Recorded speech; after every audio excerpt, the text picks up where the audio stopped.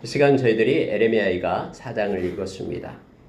여러분 4장도 슬프다로 시작되는 전형적인 그런 정형시가 됩니다. 알렙부터 시작해서 타우까지 22개의 그 히브리 알파벳을 순서로 나열해서 시를 적어놓은 것입니다. 그래서 슬프다로 시작하기 때문에 애가가 됩니다. 근데 여러분 4장을 읽어보면은 처음에 앞에 부분에는 너희들이 전에는 이랬다. 근데 이제는 이랬다. 전에와 이제를 서로 대꾸 형식으로 교차시키면서 그렇게 메시지를 우리에게 전하고 있죠. 그리고 뿐만 아니라 이 4장에서는 우리에게 중요한 것을 깨닫게 하는데요. 하나님의 백성이 하나님을 무시하고 그렇게 말씀을 떠나고 하나님의 경외함을 버리면서도 하나님이 그들을 끝까지 지켜줄 것이다라고 하나님의 그러한 보호하심을 기대하는 그러한 백성들의 모습을 이 말씀은 기록을 해주고 우리로 알게 합니다. 근데 여러분 하나님께서는 말씀으로 약속하신 것은 반드시 그대로 실행하시고 성취시키시는 그러한 공의로운 하나님 되심을 우리가 말씀을 통해서 또 깨닫게 됩니다. 몇 가지를 묵상을 하겠습니다. 그리고 우리도 하나님께서 우리를 향한 그러한 이 에레미야를 통해서 우리에게 보여주는 또 깨닫게 하는 그러한 하나님의 마음을 우리도 소유하기를 원합니다. 그래서 하나님의 마음을 가지고 뜻을 가지고 살아가는 우리의 삶 되기를 원합니다. 여러분 에레미야는 이렇게 말합니다. 이게 에레미야 예가에서는 또 에레미야서에서는 우리가 전제 조건이 에레미야 백성들 입장에서 그들과 동일시해서 하나님이 그들에게 내리는 이 진노가 너무너무 아프고 힘들고 이것을 마음에 가지고 있으면서 때로는 이걸 위하여 또 한쪽에 이렇게 떨어져 있는 그래서 그들을 위하여 기도하는 입장에서 또 말씀을 기술하기도 하고 또 백성의 입장에서 하나님 앞에 긍휼과 자비를 요청하기도 하고 이런 내용으로 이렇게 써져 있습니다. 사장도 역시 이런 내용이 그렇게 기록되어 있음을 봅니다. 1절에 보면은요. 슬프다 어찌 그리 금이 빛을 잃고 순금이 변질하였으며 성소의 돌들이 거리 오기마다 쏟아졌는고 순금에 비할 만큼 보배로운 시온의 아들들이 어찌 그리 토기장이가 만든 질 항아리 같이 여김이 되었는고. 여러분 이렇게 시적인 표현을 써서 나타내는데요. 하나님의 백성은 존귀하고 보배로운 존재이죠. 하나님 너무너무나 사랑하는 하나님의 기업이죠. 그래서 금에 비교합니다. 금이고 순금이고 그리고 성소의 돌들이다라고 말하는데 근데 지금 보니까 금이 빛을 잃었다라고 얘기합니다. 또 순금이 변질되었다라고 말합니다. 어떻게 순금이 변질될 수 있습니까? 변질될 수 없는 그런 상황임에도 불구하고 순금이 변질되어서 그러한 하나님의 기대치에서 벗어나고 하나님을 떠난 모습을 상징적으로 나타내죠. 성소의 돌들이 이제는 해파되어서 길거리에 어귀마다 이렇게 쏟아져서 그냥 나뒹구는 그런 모습이다라는 거예요. 바꿔 얘기하면은 금은 금빛을 낼 때 금은 존귀한 가치가 있고 순금은 변질되지 않을 때 그게 순금의 가치죠. 그리고 돌들은 이렇게 막 흩어져 있는 것이 아니라 그것이 모여서 성소, 그러니까 성전을 이루면서 하나님께 예배하는 곳으로 이렇게 세워질 때만 존귀한 가치가 있는 것임을 알게 되죠. 근데 이와 같은 동일한 돌이라도 순금이라도 또는 이 금이라도 그 본래의 목적을 저버리고 잃어버릴 때에는 아무런 그러한 의미가 없는 존재가 됨을 다시 한번 알게 합니다. 저와 여러분이 잘나서 보배롭고 존귀한 자가 아니라는 거 너무나 잘 알죠. 질그릇 같은 저희들 가운데 우리 중심에 보배 대신 예수님이 계시기 때문에 우리가 존귀한 자가 된 거예요. 그래서 여러분 우리가 예수님을 떠나서는 우리는 아무것도 아닌 존재임을 성경은 계속해서 우리에게 가르쳐주면서 그래서 너희들은 자랑할 것이 아무것도 없다라고 우리에게 말합니다. 우리가 자랑할 일은 우리를 핏값으로 사신 예수 그리스도만을 우리가 자랑해야 됨을 우리가 기억하기를 원합니다. 아까 우리가 찬양을 했듯이요. 그래서 여러분 에레미야가 지금 이스라엘이 멸망한 후에 그 모습을 보니까 아무것도 아닌 거예요. 하나님의 선민이라는, 하나님의 택한 백성이라는 그런 의식 가운데 살았는데 오히려 다른 이방인들보다 더 악을 행하고 더 거짓되고 더 가증스러운 일을 행하고 있는 그런 모습들을 볼 때 이건 금이 아니고 순금이 아니고 마치 그렇게 말하더라도 빛을 잃어버리고 본래의 목적을 잃어버린 상실한, 하나님의 당신의 백성을 부른 이유가 하나님을 찬양하고 경배하는 예배자로 불렀는데 하나님을 향하여 예배하기는커녕 그의 마음은 다른 곳에 두고, 그리고 하나님의 이름을 던지고 가증스럽게 여기는 것을 품고 살고, 이런 모습으로 변질된 모습을 이렇게 예레미야는 보면서 탄식하며, 우리가 여러분 3장까지 보면은 그런 머리가 눈물 주머니가 되어서 늘 눈물을 흘리고 사는 사람이었음을 보게 합니다. 심지어 여러분 이제는요, 순금에 비할 만큼 보배로운 시온의 아들들이 어찌 그리 토기장이가 만든 질항아리 같이 여김을 되었는고, 마치 가장 천박하고 천한 데만 사용되는 그런 모습으로 변질되었다라는 거예요. 존귀한 순금 보배로운 존재가 너무너무나 초라한 모습이 되어버립니다. 그렇게 지금 묘사하고 있음을 보게 되죠. 하나님의 백성이 예배를 잃어버리면 그렇습니다. 하나님의 백성을 부른 이유가 하나님께 예배자로 세우기 위함이고, 지금도 하나님은 예배자를 찾고 계시는데 우리의 삶 가운데 예배가 없어져 버리면 우리도 역시 보배롭고 존귀한 금에서 빛을 잃은 그냥 비천한 질항아리에 불과하는 그러한 존재가 됨을 성경 말합니다. 심지어 여러분 동물에다 비교하는데요, 들깨들도 젖을 주어 그들의 새끼를 먹으나 딸 내 백성은 잔인하여 마치 광야의 타조 같도다 라고 말합니다. 여러분 타조는 우리가 욥기서에도 나옵니다마는 타조는 알을 낳기만 하지 돌보지 않잖아요. 아무데나 그냥 알만 놔둬버리고 덮어주지도 않고 그냥 그대로 놔둬버려요. 그래서 들짐승이 먹고, 그리고 어쩌다가 이제 살아나는 것이 새끼가 돼서 깨어나고, 그렇다라고 말하면서 돌보지 않는 것을 말할 때 광야의 타조 이런 표현을 써서 나타납니다. 들깨들도 젖을 주어서 자기들의 새끼를 먹인다라고 얘기하죠. 근데 이스라엘 백성이 이제 어떤 처지까지 내려가냐 그러면은 자기의 새끼를 돌보지 않는 그런 어미의 모습까지 갔다라는 거예요. 우리가 앞에서도 봤잖아요. 어미 품에서 안고 있는 이 어린아이가 먹을 것이 없어서 죽어가요. 그러면서 엄마한테 그렇게 말하잖아요. 떡이 어디 있냐고, 포도주가 어디 있냐고, 언제까지 기다려야 되냐고 하면서 죽어가고 있는 것이 바로 2장에 나오고 있잖아요. 자녀를 돌보지 않고, 오늘 또 읽은 말씀 가운데 나오잖아요. 10절을 보십시오. 10절. 딸 내 백성이 멸망할 때에 자비로운 부녀들이 자기들의 손으로 자기들의 자녀를 삶아 먹었도다. 이런 기근의 때에 먹을 것이 없어 자기의 새끼를 삶아 먹는 일이 있었다라는 거예요. 죽으면 죽을지언정. 그런데요, 너무너무나 기근의 때에 눈에 뵈는 것이 없으니까 이런 것까지 행하게 됨을 알게 합니다. NIV 성경에서는 삶아 먹었다 이걸 표현을 갖다가 요리해 먹었다 이런 표현을 쓰고 있어요.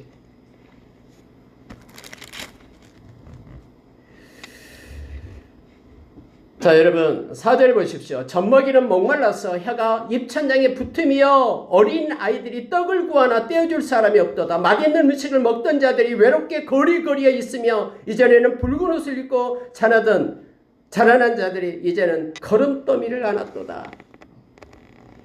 여러분, 하나님께서 그토록 예레미야를 통해서 돌아오라고 등지고 떠나는 그들을 향하여 손을 들면서 기다리고 있으니까 제발 돌아오라고, 그러면은 내가 이 예루살렘을 멸망하기로 계획했을지라도 내가 뜻을 돌이키겠다라고 하나님이 그렇게 구걸하듯이 빌었지만은 이스라엘 백성들은 그걸 듣지 않았죠. 하나님을 등에 던지고 하나님을 떠나버리잖아요.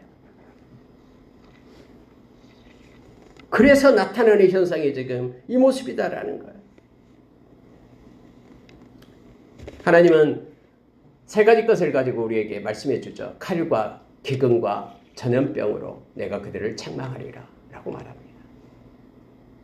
특히 여러분 기근의 때는요 너무너무 무섭습니다. 마지막 때도 기근이 온다고 말하고 특히 영적인 기근 가운데 있게 된다고 말합니다. 다 육체적인 걸 위해서만 노력하고 힘을 쓸 뿐이에요. 하나님의 백성이 말씀과 기도로 또 영적인 하나님이 기뻐하는 그러한 아름다운 예배의 삶을 살아야 되는데 그렇지 못하고 아모스서에서 나온 것처럼 영적인 그러한 말씀의 기갈의 때가 온다라고 우리에게 가르쳐 줍니다. 결국은 여기서도 역시 기갈이 나타나서 하나님의 은혜의 울타리를 걷어낸 결과를 갖다 기술해 주면서 에레미야는 슬프다 하면서 외치고 있음을 보게 됩니다. 자, 6절에서 여러분 8절까지 말씀을 보십시오. 전에는 얘기합니다. 소돔이 사람의 손을 대지 않았는데도 순식간에 무너지더니 이제는 딸내 백성의 죄가 소돔의 죄악보다 무겁도다. 하나님의 백성의 죄가요. 옛날에 소돔 이 동성애라는 뜻을 가진 이 소돔 그 땅에 유황불이 내려서 하나님께서 심판을 하셨는데 그들의 죄보다도 오히려 내 백성의 죄가 더 무겁다라고 지금 에레미야는 말합니다. 전에는 존귀한 자들의 몸이 눈보다 깨끗하고 젖보다 희며 사로들보다 붉어 그들의 윤택함이 갈아서 빛낸 청옥 같더니 청옥 같다. 하나님의 백성의 모습이 청옥같이 희고 아름답고 보배롭고 존귀하더니 이제는 그들의 얼굴이 숯보다 곱고 그들의 가죽이 뼈들에 붙어 막대기같이 말랐으니 어느 거리에서든지 알아볼 사람이 없도다. 삐쩍 마른 마치 욥처럼 이 껍데기와 뼈가 다 붙어있는 그런 모습의 몰골이 흉한 모습으로 바꿔져 있다라는 거예요. 여러분 실제적으로 이러한 일들이 삶 가운데 나타남으로 인하여 에레미야는 이 모습을 그대로 기록하면서 저와 여러분에게 읽고 있는 말씀으로 우리를 교훈하고 있어요. 하나님을 떠난 백성의 모습이 이렇다라는 거예요. 특히 영적인 모습이 삐쩍 말라가지고 하나님으로 부여치 못한 이들의 모습이 이렇다라는 것을 보고합니다. 실제 그렇습니다. 우리 주님께서 요한복음 15장 5절에서 우리가 주님을 떠나면 우리는 아무것도 아닌 존재가 되고 이 포도나무에서 가지가 잘려서 나가서 아무 자양분도 받지 못하고 그렇게 삐쩍 말라서 소멸되는 그런 존재가 됨을 성경 우리에게 말해줍니다. 오직 예수 그리스도 안에 있을 때만 우리는 열매를 맺게 되고요. 예수 그리스도 안에 있을 때만 예수의 생명을 얻게 되어서 영원한 생명을 누리게 되죠. 예수 그리스도 안에 있을 때만 세상이 공급해 주지 않는 평안으로 살아갈 수 있고요. 예수 그리스도 안에 있을 때만 하나님의 은혜를 입어 하나님의 자녀가 됨을 에베소서 1장 3절에서 우리에게 말해줍니다.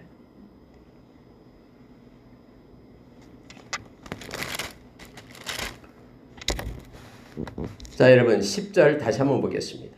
딸내 백성이 멸망할 때에 자비로운 부녀들이 자기들의 손으로 자기들의 자녀들을 살바 먹었도다.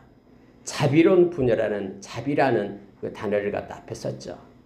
자비롭다라는 것은 사랑이 많고 누군가가 베풀고 섬기고 이렇게 긍휼이 많고 동정심이 있고 이런 모습을 나타내잖아요.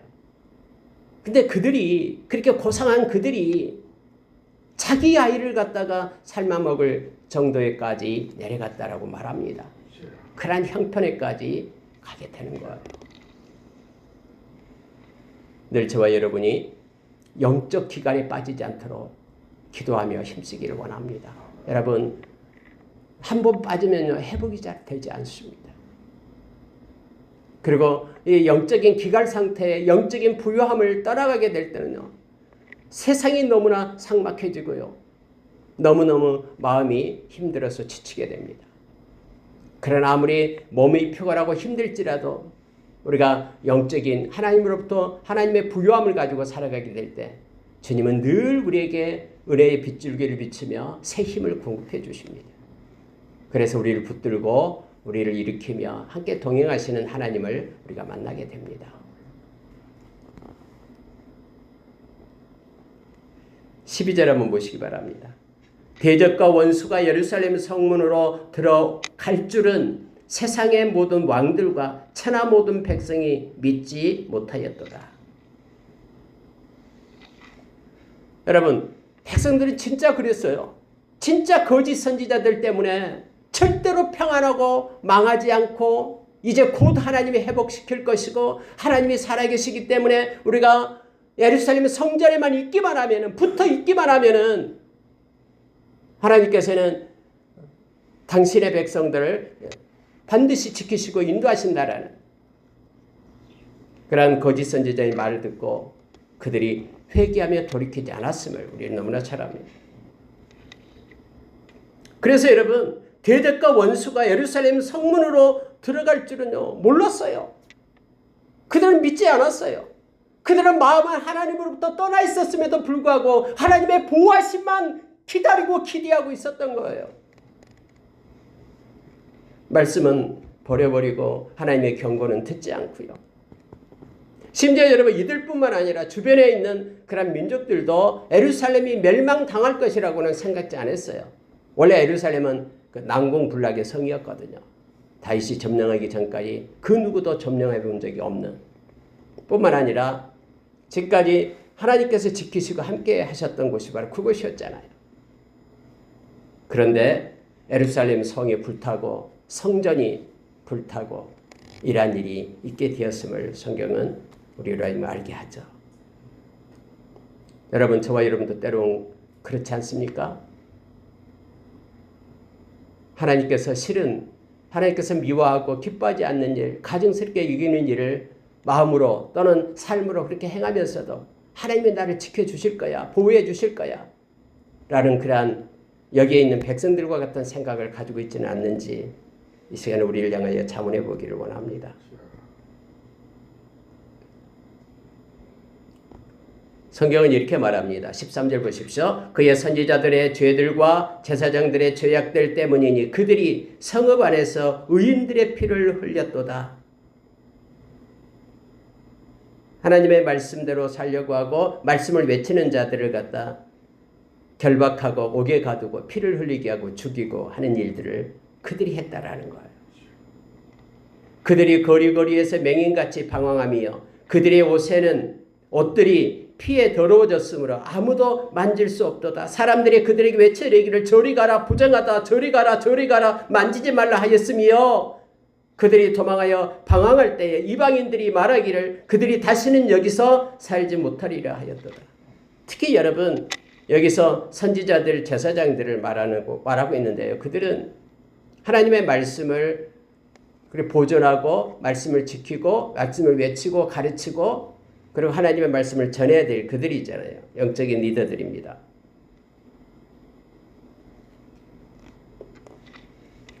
그들의 책임이 크다라고 지금 말하고 있습니다. 그들이 뭐가 됐냐면은 여기에 더러운 자가 되었다라고 말하고 부정한 자가 되었다라고 말합니다. 저리 가라, 저리 가라, 탐해 이렇게 말하죠. 마치 나에게 옮길 것 같으니까는 이 불길한 자야 저리 꺼져라라고 문둥병이 걸린 나병 환자처럼 그렇게 취급을 하면서 그러한 처지까지 내려갔다라고 지금 성경은 말하고 있는 것입니다. 의인들의 피를 흘리고 맹인같이 방황한 자가 되었다라고 말하고 있습니다.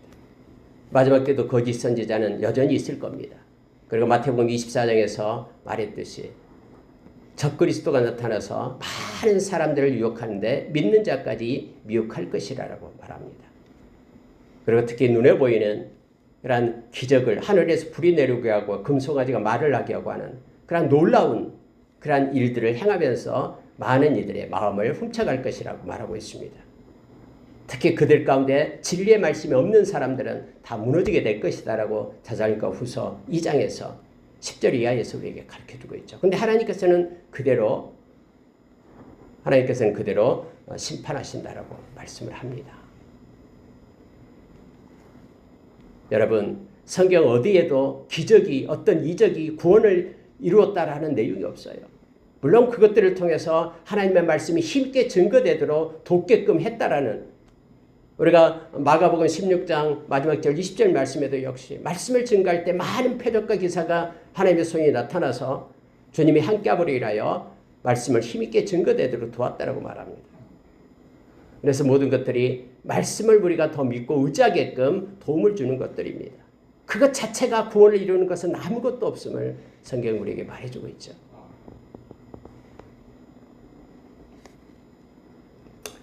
근데 여러분, 우리가 알 것은 이 적그리스도가 있고 이 거짓 선지자들이 있다고 해서 그들의 책임으로 우리가 그들을 따라갔다 그러면 우리의 그 죄의 결과가 그것이 면제되지 않습니다.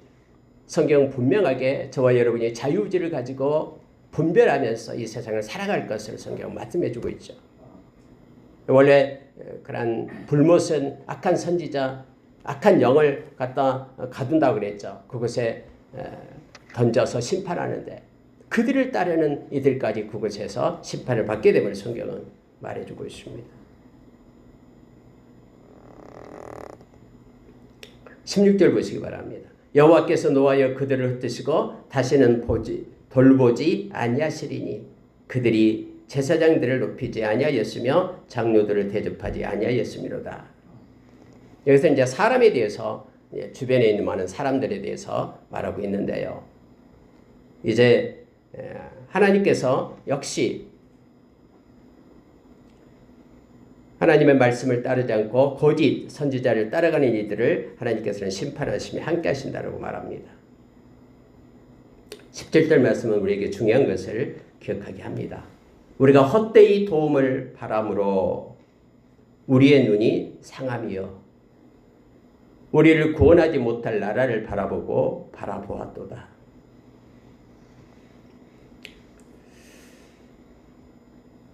이스라엘 백성이 그랬거든요. 그렇게 어렵고 힘들 때에 하나님께서는 그렇게 한 이유가 있어요. 하나님의 징계는 정말로 가혹했어요. 그 기근의 때는 너무너무 심했습니다. 근데 하나님의 징계는 이렇게 가혹했지만은 그 속에 하나님의 목적이 있어요. 하나님의 목적이 더 크기 때문에 하나님은 그렇게 징계하시고 행하심을 우리는 너무나 잘 압니다.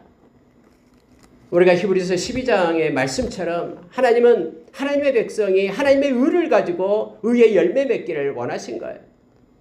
하나님은 하나님의 백성이 하나님의 그 주시는 평강의 열매를 맺기를 원하십니다. 다시 말하면 이 땅에서 행복한 하나님의 백성으로 살기를 원하신 거예요.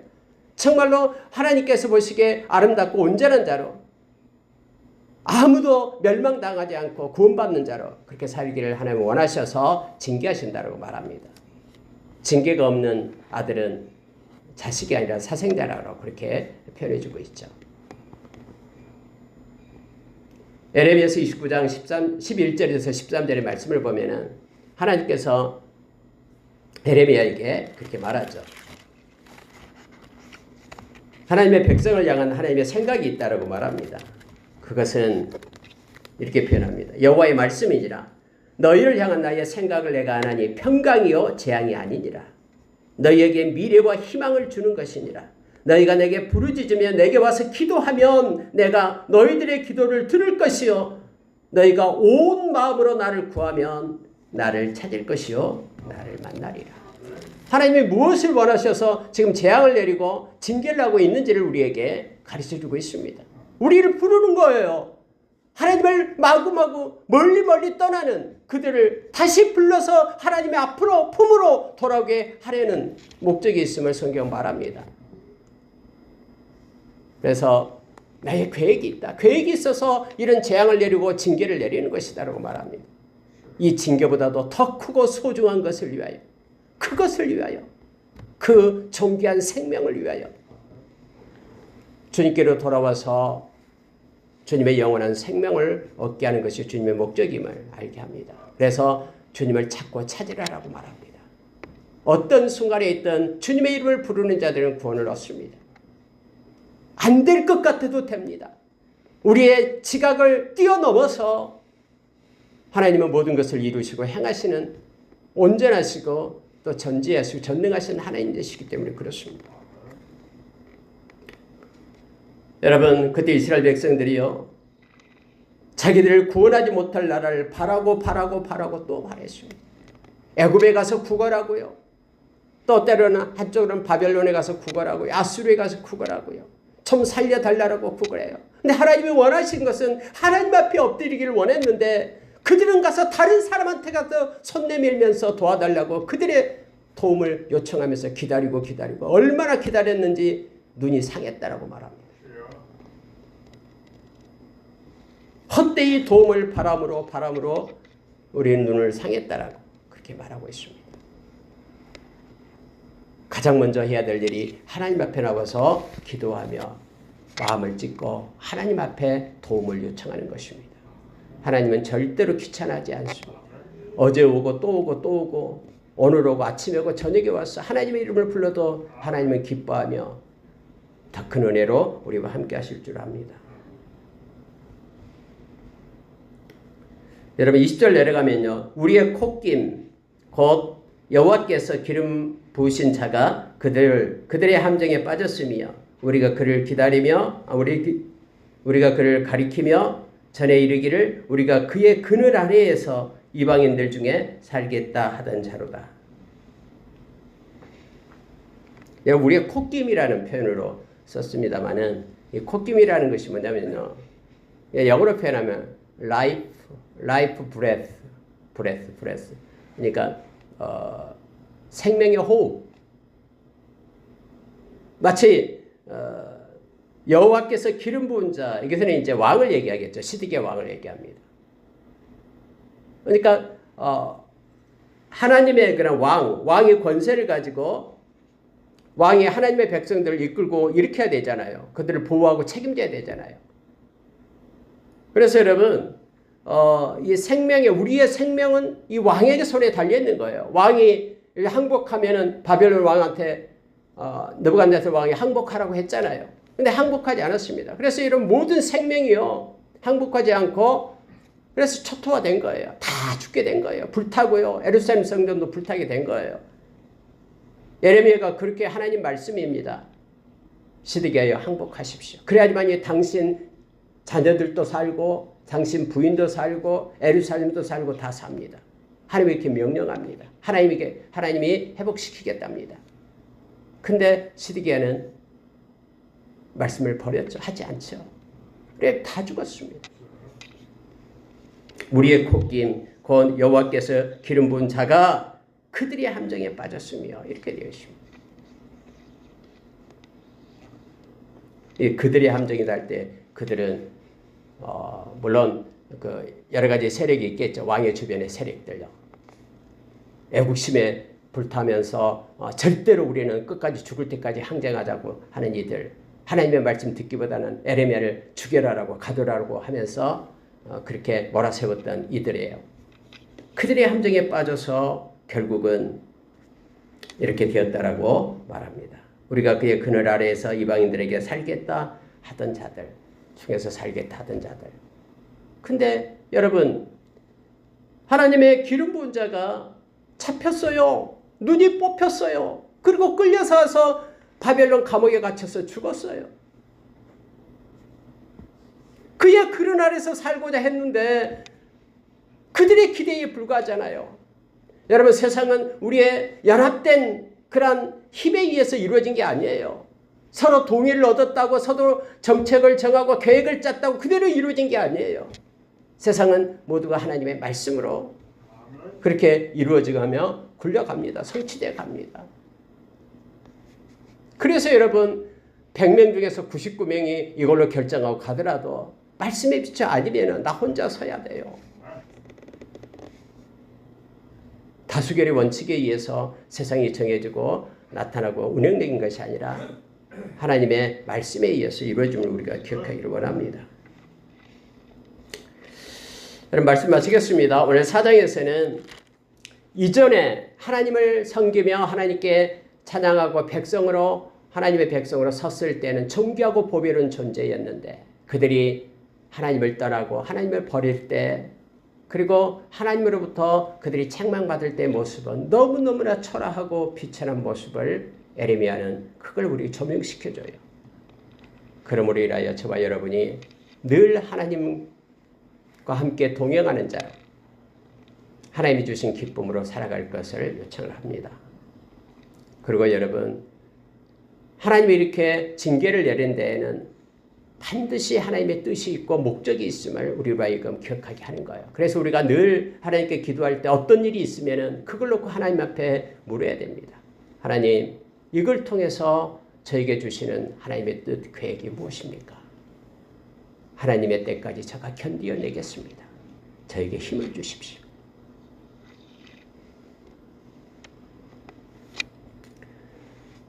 그리고 하나님의 말씀을 따라서 우리가 사는 자들이 되어야 됨을 다시 한번 깨닫게 합니다. 또 언제나 하나님의 이름을 부르고 하나님을 먼저 찾고 기도보다 앞서지 않는 그런 삶을 살아가는 저와 여러분 되기를 원합니다. 기도하지 않고 행하는 것들은요, 하나님의 백성은 다 실패다라고 단정하십시오. 기도하고 행할 때에 하나님의 보호하심을 입는다라고 정하시기 바랍니다. 그래, 기도로 하나님께 다 맡기고 하나님의 인도하심을 받는 것입니다. 우리의 생각보다 하나님의 말씀과 기도가 앞서는 저와 여러분 되기를 원합니다. 이 말씀 보고 마치겠습니다. 21절, 22절. 갑자기 에돔이 나와요. 21절 보십시오. 우스 땅에 사는 딸 에돔아, 즐거워하며 기뻐하라. 역설법을 쓰고 있는 거예요. 자니 내게도 이를지니 네가 취하여 벌거벗으리라. 이스라엘이 망하니까 느부갓네살 왕이 이스라엘 먼저 쳤거든요. 그때 다음에 나오잖아요. 이렇게 느부갓네살 왕이 어디로 갈 건가 해가지고 예루살렘을 택해서 가잖아요. 그러니까는 옆에 있던 에돔이 막 박수치면서 좋아했어요. 근데 너에게도 잔이 간다. 그래서 여러분, 에돔은 멸망을 당해버리잖아요.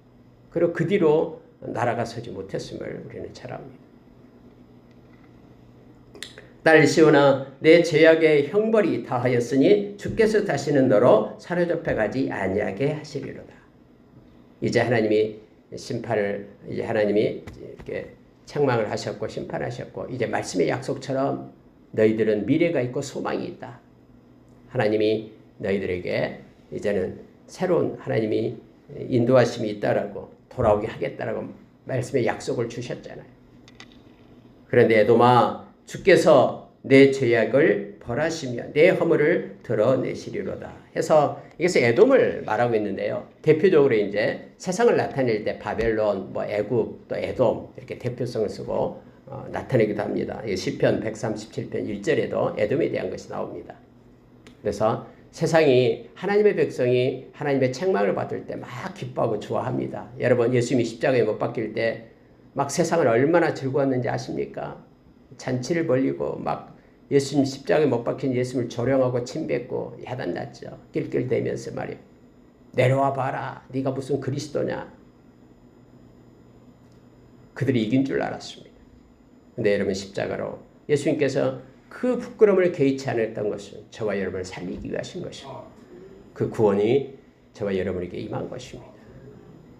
이처럼 이제 에돔이 이렇게 기뻐하고 할 때에 지금 예레미야는 에돔을 향하여 말합니다. 다음에 세상은 하나님의 심판 가운데 영원한 불목 가운데 가게 될 겁니다. 말씀에서 말하는 것처럼요. 말씀 마치겠습니다. 저와 여러분이 그래서 악인의 형통함도 부러워하지 말고요.